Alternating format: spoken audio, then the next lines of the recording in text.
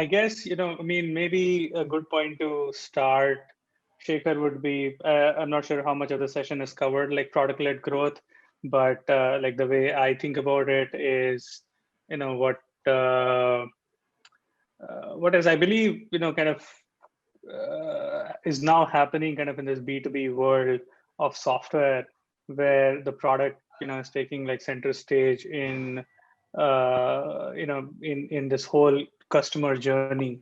And when we started, we were basically just putting the product out there, and then we kind of measured and analyzed like how we'd kind of build the business model around it.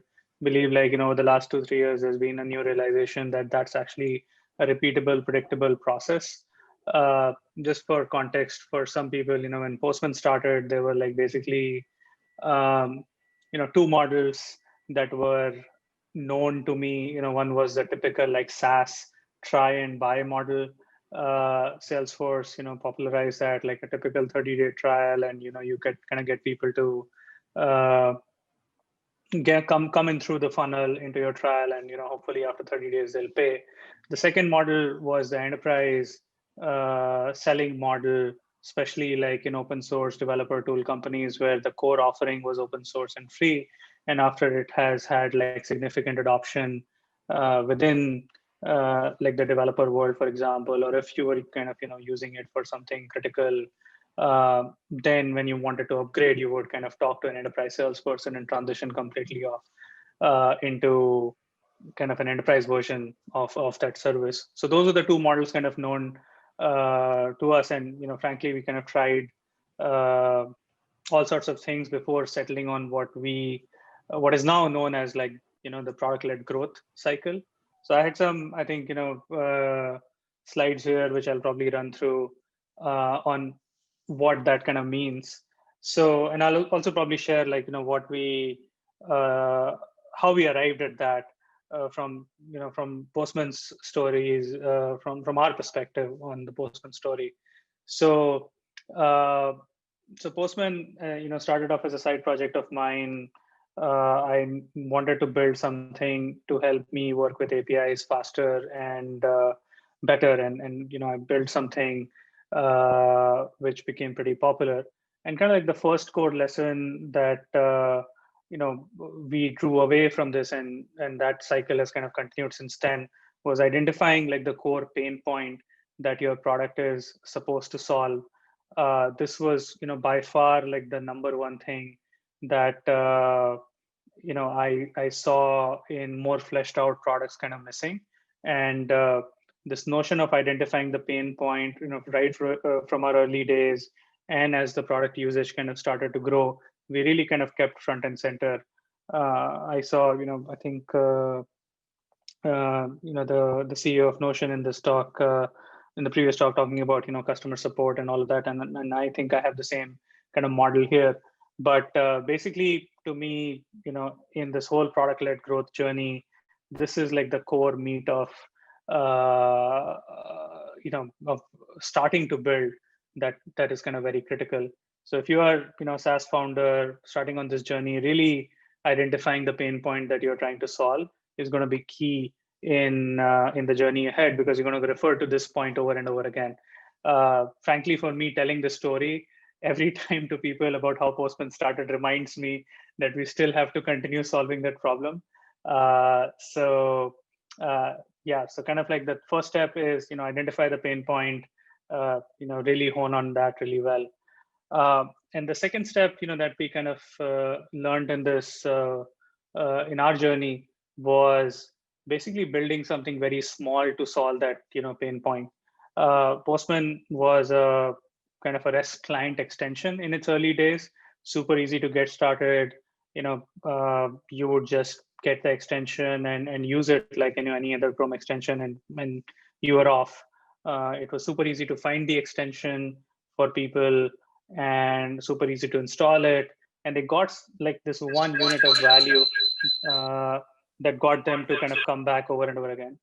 So that I believe is like a very, very critical step for product-led companies. You don't have to wait too long. You're basically doing a small experiment, but within the bounds of a product that you can ship. Now, one question that always comes up is, what if I'm building like, too little of my product, or how will I kind of go from there? So the way we think about it is, you're kind of imagining that, pain that you have identified, and you hone in on like one particular piece of that pain and solve that really well. And while you're building this product, you're thinking about the entire customer journey. You're thinking about how you will go to the next feature. You are kind of anticipating what people will come in for. Like, a lot of people worry about whether my UI is looking great or not, or whether will it have 5 nines in your SLA. And those are like all secondary problems. Basically what you're looking for is, I have a core hypothesis that I want to test for. I've built something really small, and if the customer comes back and says, I want this additional feature, sure, you might want to kind of do that. But in the beginning, you're building something really, really small to really validate like a key hypothesis. Then the next step is basically putting the product in front of users, or if you can put it in front of customers, even better. I think people don't ask early enough that I would be charging for the product. You get very different answers when you actually put a product out in front of people and saying that it's going to cost this much. The way we kind of did it, at least for our monetizable product, was I put a landing page and I thought of like the biggest price point I could imagine, and I said that this is going to cost like $30 per user per month, and you can sign up now for the indefinite period. While we have this beta on, is going to be free, but it's going to eventually cost you money.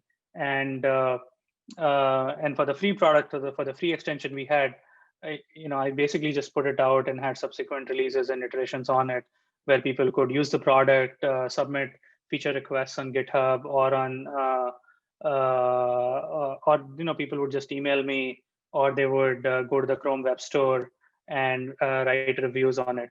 So the advantage of this was that we got all of that like really, really valuable early feedback, which really set the pace for what we would be doing in a way for the next 5 years. We identified like the patterns in which people were giving us suggestions, and what they wanted us. Nobody actually complained about the UI. People were actually happy that this was something that had really kind of changed their life, and they were interacting with APIs. And that was like really genuine, like honest feedback. So we kind of looked for honesty in the kind of feedback that we were getting from people.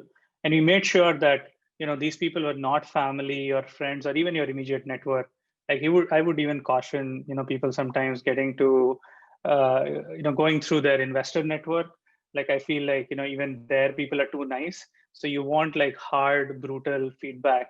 If either it should be super positive or it should be super negative. I mean, either it should make you super happy or you should like really cry about your product. In the middle, it's like death. Because on this side of the spectrum, you have either built the right unit of value, and you've identified the right problem. And if the product is wrong, and people are really angry about it, then it means you've actually probably even figured out a bigger problem space, and your product is not there. Anything in the middle is like the problem was not really like the pain that you identified was not big enough. And typically people couch it in like, yeah, I will get back to your product. I will, take it for a spin like over the weekend or whatever. What it means is this is not a big problem for me. And, family or friends are there to make you happy. So we explicitly did not post on Facebook in our beta launch that we are doing this. We explicitly put it out in places where, people would give like raw, honest feedback. Abhinav, quick question. Yeah. Before we go to the next, see the people previous also there were a lot of discussions around this. Are you solving the problem at a company level, department level or a individual user level, and your thoughts on that in terms of in the product-led growth, when you pick a problem, how do you pick that problem? In your case, it was developers, but I want to get your feel on that.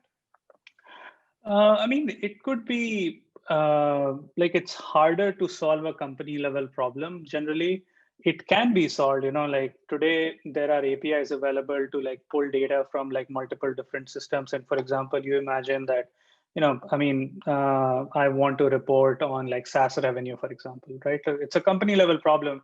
You can solve it provided the onboarding step is just basically integrations with, payment systems. That's what you kind of identified as a key pain point.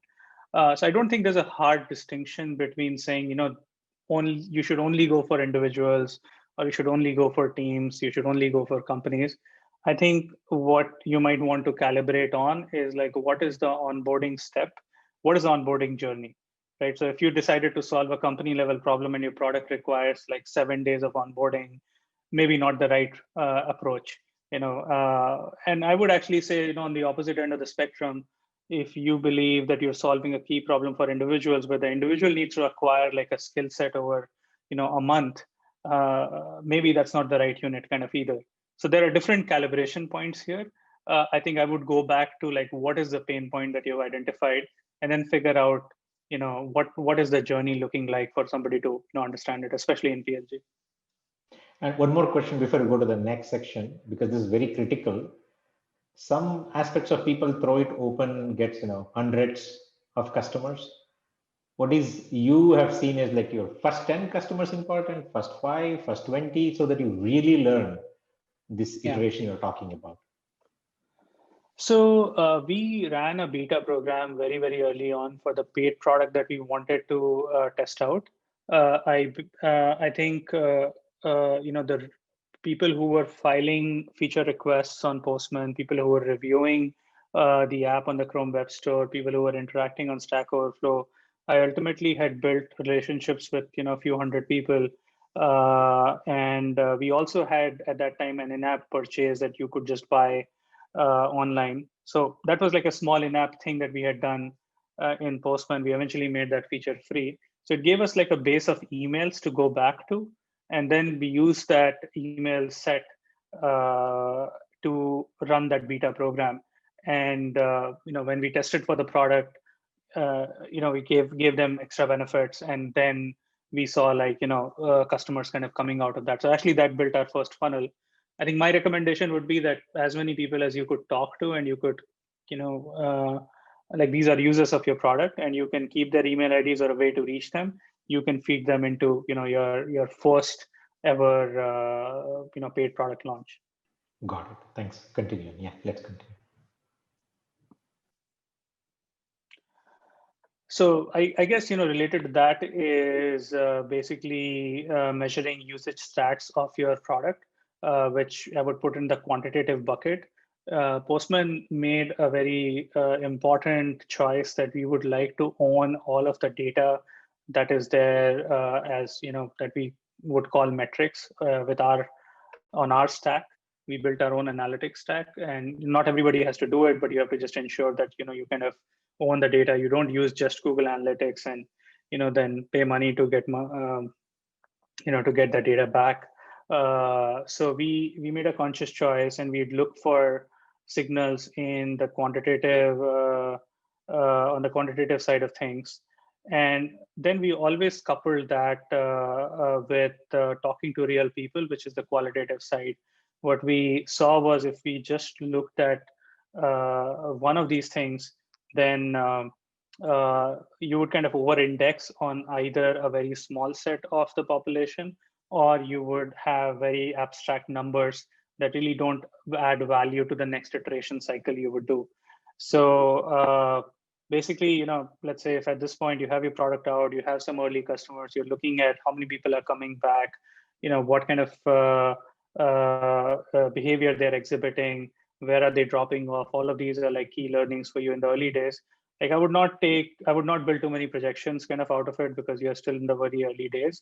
I would always go back to and talk to real people. Let's say if they were dropping out, or they had what was the magic moment for them.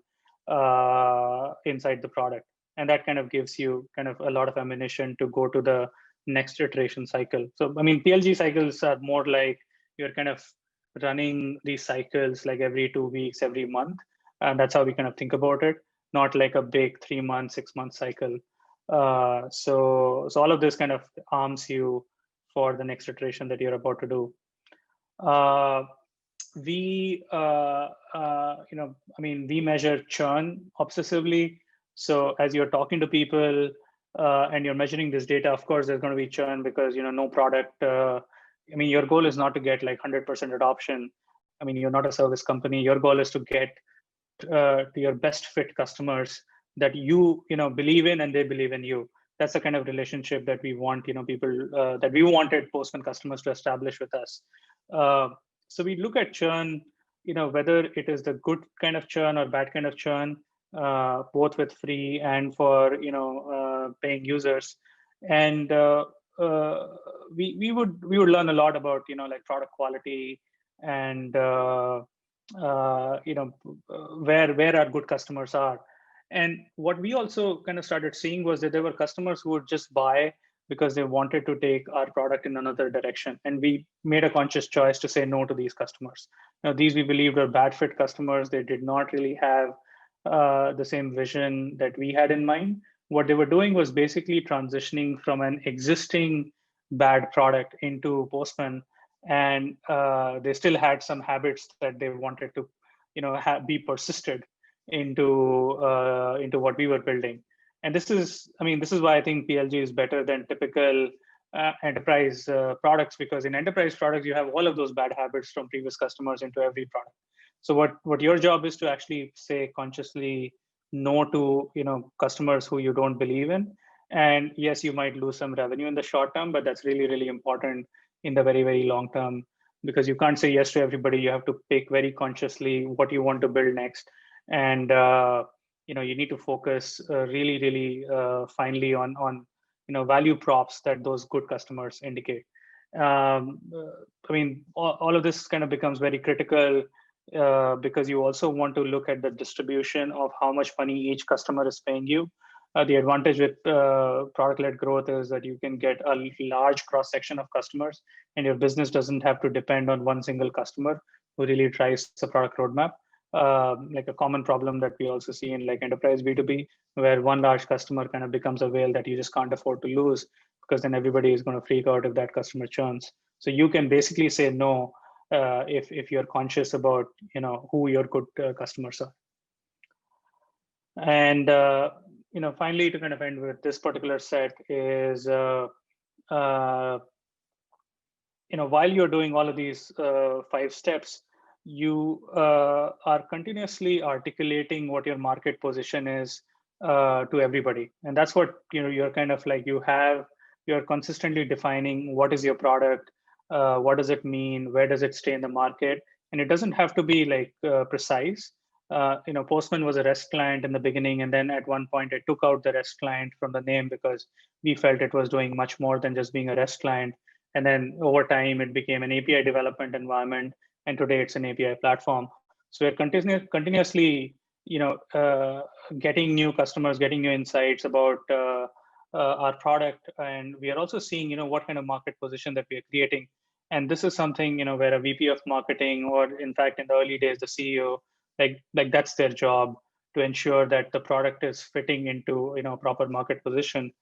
And then what you're also doing is you're picking, or what you should be doing is you're picking a segment of your power users and building and investing in your community. Like these are the people who will share what is unique about your product, why do they love your product, and they become like the first champions for your message, or the a message your product carries into a wider community. So you need those early believers to really help you go to like the next 500, 5,000, 50,000 users. You need to spend like real time with it. We opened up access to Postman founders did support for a long time. We would write in immediately if somebody had a problem, if they were one of our power users. And to this day, we curate interactions with them. I would speak to our power users from time to time. And we saw that people were creating courses on Postman, they were writing about it in blogs, and these are people like who deliberately don't want to be paid for what their opinion is, because that's what like makes the opinion kind of legitimate. So we never paid anybody to write about Postman. We just said that this is what we believe our shared vision is about APIs. So similarly, you can you kind of need to have a point of view that that this community might share, and if that is picked up by your by your users, then these would be your power users that you would need to continuously kind of invest in. In our case, we we hired a lot of them too, so they are building Postman with us. So it has a lot of benefits. So Abhinav, just to kind of summarize here before we go to the next section, people nowadays say that I have so much of instrumentation, I know exactly where people are clicking on my product, what is happening, and so on. Why speak to the customers, or what is the importance of speaking to customers? And secondly, one or two takeaways, because it's a 30 minutes time to 45 minutes, they ramble about what the problems are, and what are you looking for when you talk to the customers, and is it important? Yeah, I mean, I think a lot of companies, Shekhar, are like data rich because it's cheap to store data, but very poor with insights. Like there are no insights that you can gather from data, and everybody believes that we would be seeing some spikes and map it to email IDs. Like it just really like you need to be really breathing the language that your users speak, and you would learn like so many things by observing how people talk to you about your product, how people use the product. It really puts your product in the real world. Like ultimately these are software products which are used in the real world.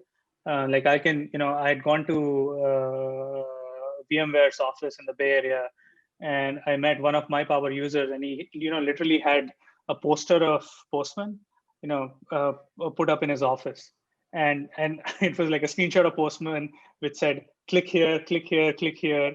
And that was his thing. Like every time somebody would come and ask him about an API that somebody needed. And I was like, just seeing that just changed my perspective on what Postman was doing for people.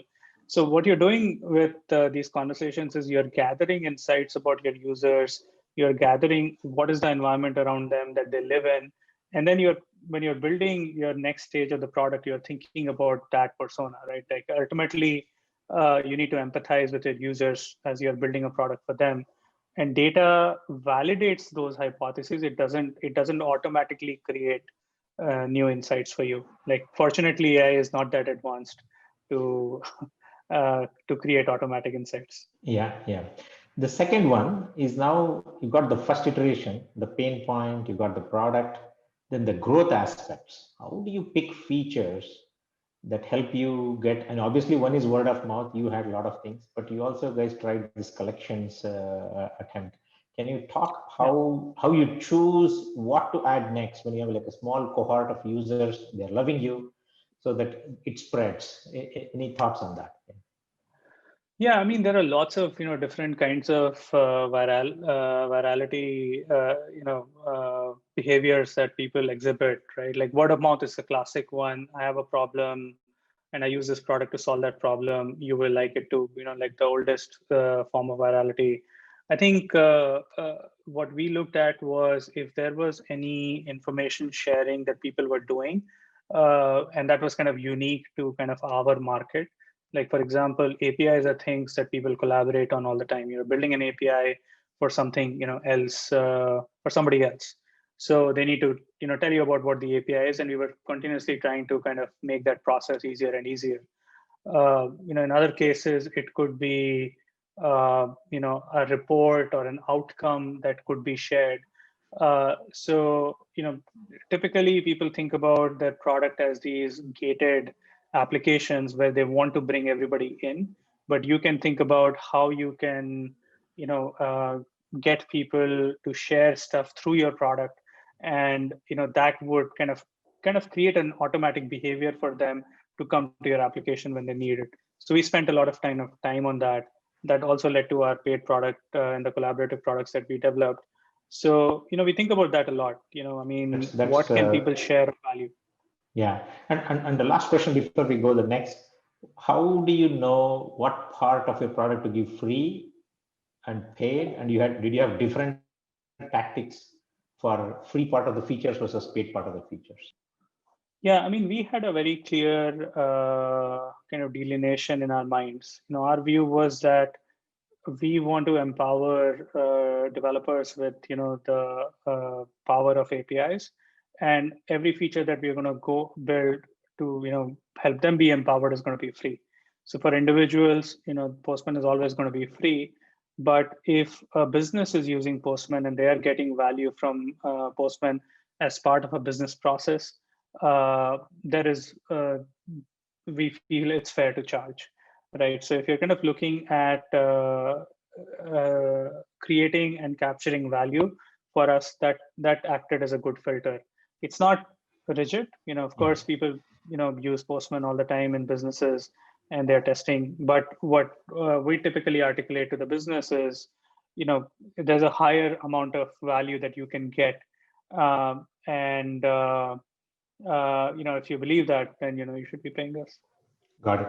So let's get to the team structure, the next session. Very, very important. Now we talked about the strategy and what type of team you need to go at it. Yeah. Right. So, I'd say start with the founding team. I think this needs to be like a core team of like builders. Builders would be engineers or other people in your chosen field, whatever you have kind of decided to build. I would always, I think Postman started with designers, people who think about the experience early on. So I think that like that set just absolutely has to exist in the founding team, because you need those fast iteration cycles to have a hypothesis, build something, and then take it out to market. I mean, oftentimes I get asked like what's the value of like sales and marketing people, or should they be in the founding team at all? So I think my filter is that if they can actually empathize with the pain point and they can add some value, maybe that person is just doing support in the early days, maybe they're helping onboard like new customers. So that to me is a great founding team that can run those cycles quickly. You should have enough. You don't need like the world's best designer or the world's best engineer to build your thing, unless you're going in a very, very core technology field. You need enough to build to get you to the next stage. I think like how the team works together is more important than their resume at this particular point in time. For us, when we crossed like about 10 people, we were doing support for a while. But looking back at Postman's journey, I think I would always have somebody who's dedicated in doing support. People kind of over-index on their product being great, and what happens is, while you are putting out these iterations of your product out, not everything is going to be perfect, and that's where you need like support people to come and complement your users and take them across across wherever they're stuck. So that also results in like valuable data. We learned that people who are writing into support would have like titles of like directors or VPs in their signature, and we were like, oh my god, a director at this big company is using us. So having somebody dedicated, or a couple of people dedicated when you are 10 plus people, I would encourage that a lot. In the early days, if you're monetizing, most PLG companies have some form of payment processing that support people can also help you with. So that's what we did, and we saw really work. Then when you're between 20 to 50 people, I would get people. I would think about adding a customer success team or a person. A customer success person typically helps people. After a customer is onboarded, they're helping somebody realize the full value of the product. You typically have a template of this is what the best implementation of my product looks like, and while your support people or you are continuously taking in feedback from the new people, maybe on the free side of this equation, the success person is focused on people who are paying, and you're kind of focused on making sure that they are growing in terms of adoption, and they are going to continuously pay you more. And finally, at 50 plus people, these thresholds are, could be dependent on revenue, or it could be dependent on people. That's how at least we thought about it.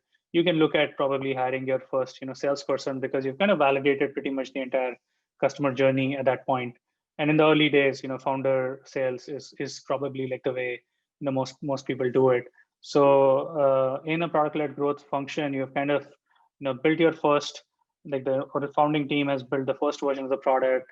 You have supported your first users. You have onboarded your first customers to a reasonable amount of success, and then you have salespeople, and they could be inbound or outbound, but they are basically taking that motion and accelerating that over time. So yeah, you probably go from this cute monkey to this cool guy at the end. I like this image. Not sure if it's representative, but yeah, that's how I would kind of think about it. So, and some people believe that, why not be only product-led growth, self-serve, people pay through their credit card and I collect money, and continue to iterate that part and delay the salespeople. Or sometimes people believe, like, if I add salespeople early on, then product is not yet ready to grow fast. I have to throw more salespeople at it. What's the balance you found in your company to say when is the right time to add salespeople? Yeah, my perception is that you are calibrating the value of your product along with the process through which you are capturing that value, right? So if you feel like you have to communicate too much about your product for somebody to get you to pay, then maybe there is something kind of wrong in the product, right? You might want to think about, can I enhance my onboarding flows? Can I enhance my documentation? Like really your first support people, or maybe you are kind of going through that iteration. I wouldn't, there is no definite answer to this without knowing the product exactly, right? We at Postman have been open to all options, because you never know, what kind of customer will come in through the door. That's one of the advantages of having, kind of PLG motion, that you see lots of different kinds of customers. So at least we have been equipped kind of at all times, but you should have the, gut to say no when it's required. I think that to me is a bigger filter. Like you might get a. Our other way to say is, if the product self-serve motion is not very strong and you have to constantly explain how the value is, you would rather put effort on product to fix it than aggressively go after sales.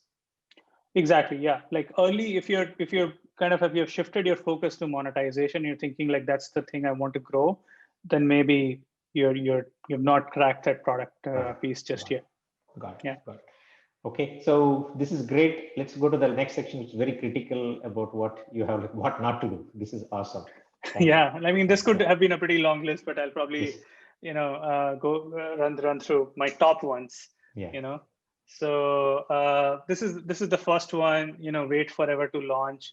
I think unless you are Apple and you need to keep something under wraps for like years, you should just launch, because the market is, for every single SaaS product is growing rapidly.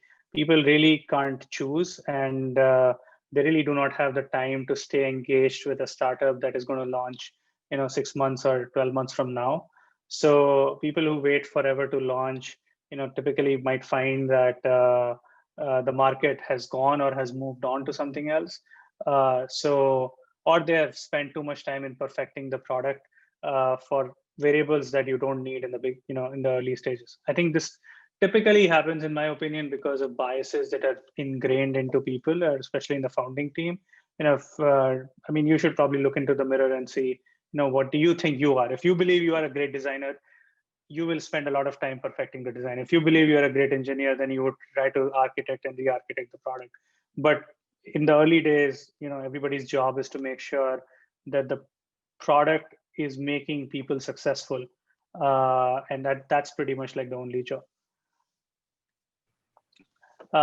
Second big, I think, Shekhar, you covered that. Ignore if you ignore talking to customers, you're going to lose out on many, many, many important insights. And I would encourage people to just do it continuously. Choosing your customers is an art. Postman, decided to ignore a lot of folks actually in my immediate vicinity in Bangalore because I felt like they were not going to be good fit customers. Because I also had like parallel feedback from people in the Bay Area, people outside India, and that gave me confidence to say that this could be a big company. And the only way I found that out was I was talking to people kind of all the time.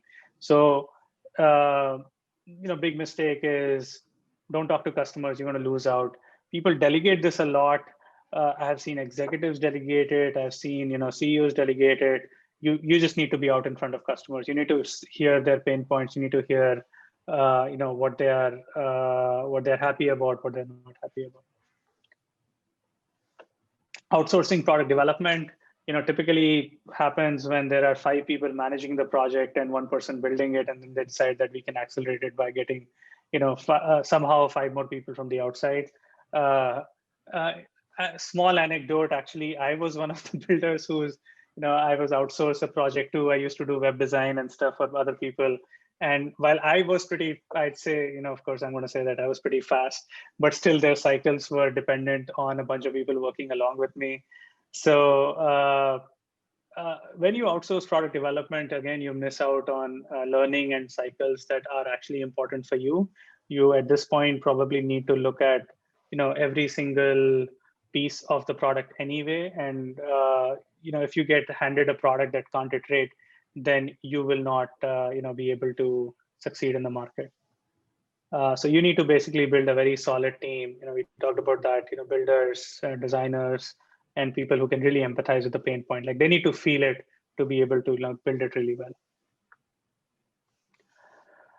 This is something, that unfortunately sometimes happens and really pisses a lot of people off.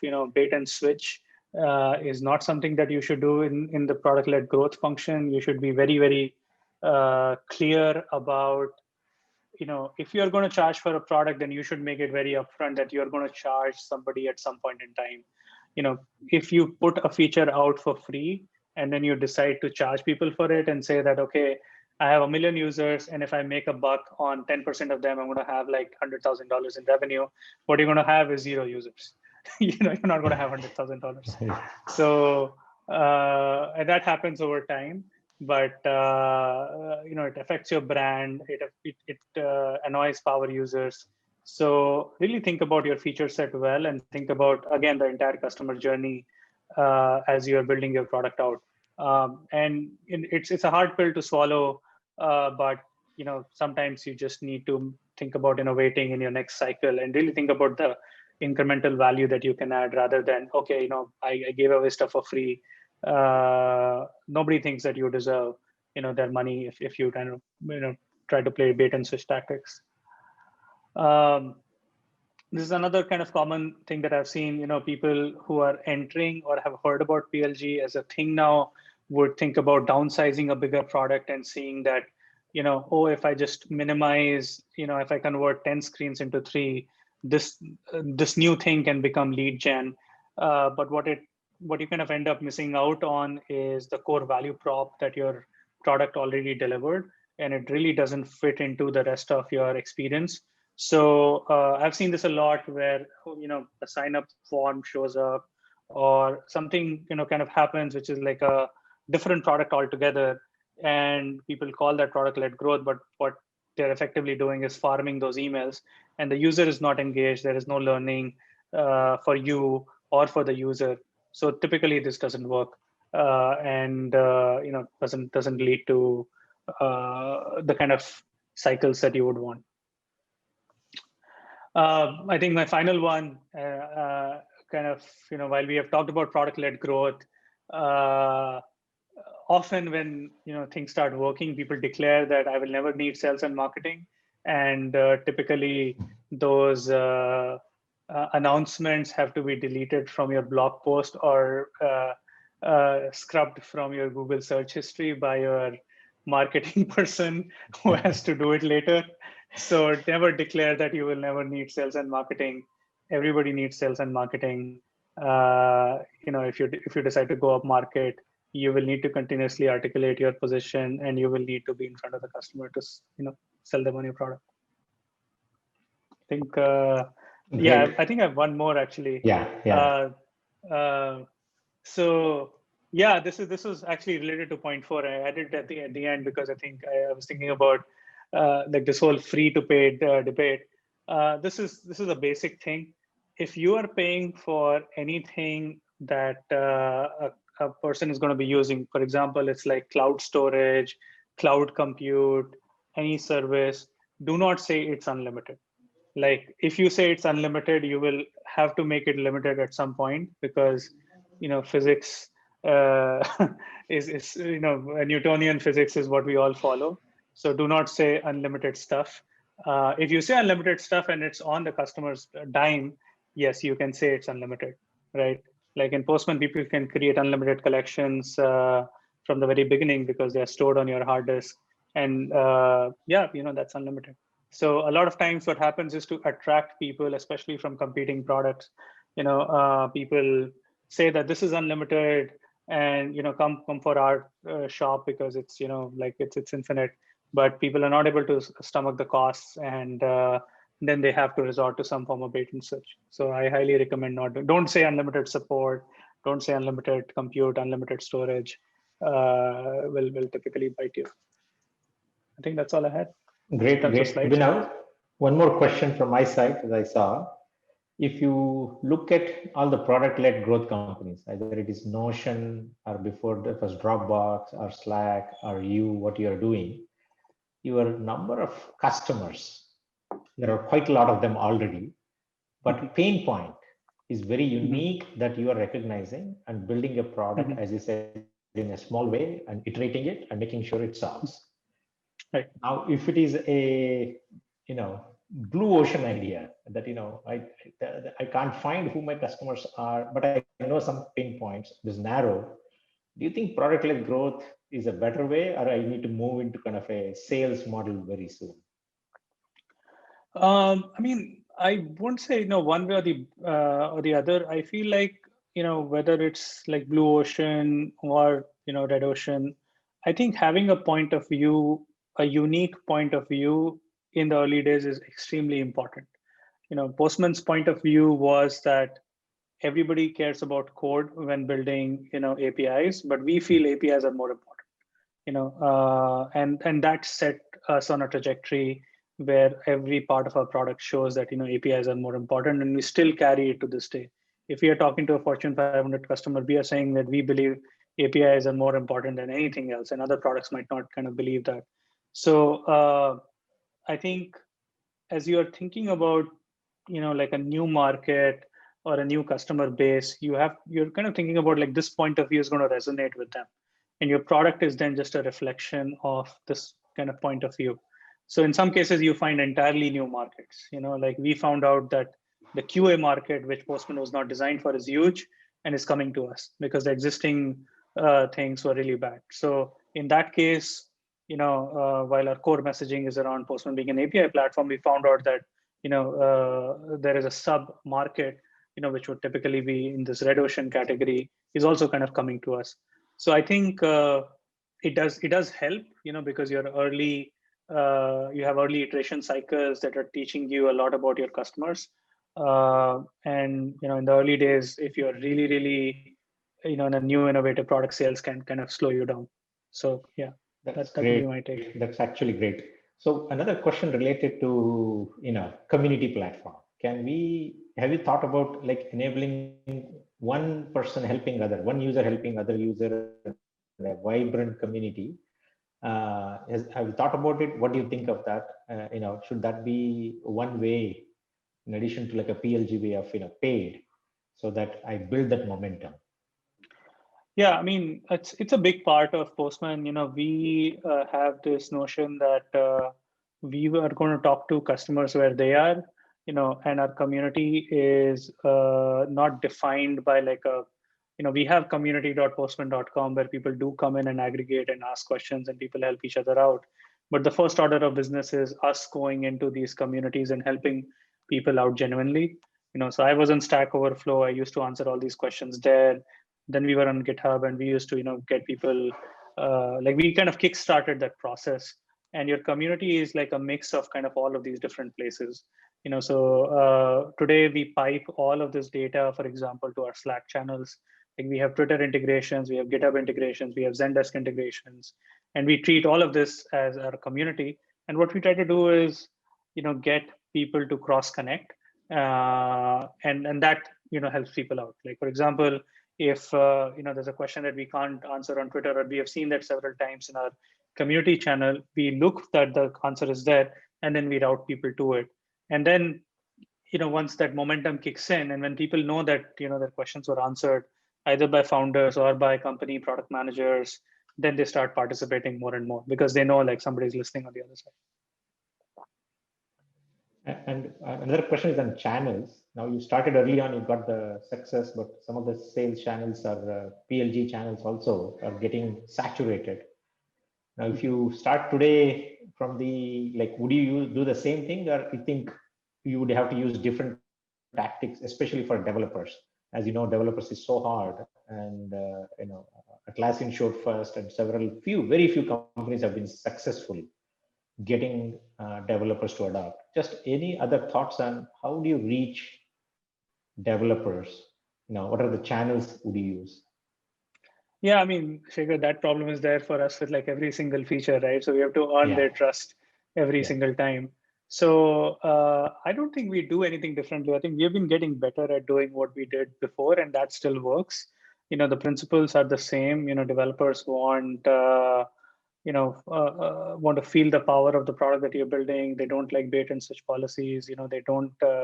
They really like well-crafted stuff, but that's different than doing a badly, like a shoddy job versus caring about a problem that you decided to solve with them. Like they're okay with rough edges, but if you have done something really badly, then they kind of don't like it. So I don't think I would do anything differently. I mean, I would probably overinvest in all the things that now, having the benefit of hindsight, I would just do them more. And sometimes we forget this advice that we are sharing, like that I'm sharing with you. Sometimes we forget this advice to ourselves. So I'd probably do that more. I think today's customer, whether it's developer, I think the rest of the customer world is becoming more like developers. Everybody has knowledge about competition. They know what price points exist. So I think whatever the developer DNA is actually kind of spreading.